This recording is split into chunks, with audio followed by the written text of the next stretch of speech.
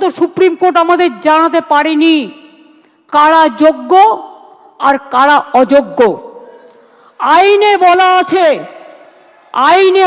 আছে 9,000 10,000 people can go scot free, but one innocent cannot be punished. এটা হচ্ছে আইনের প্রিন্সিপাল।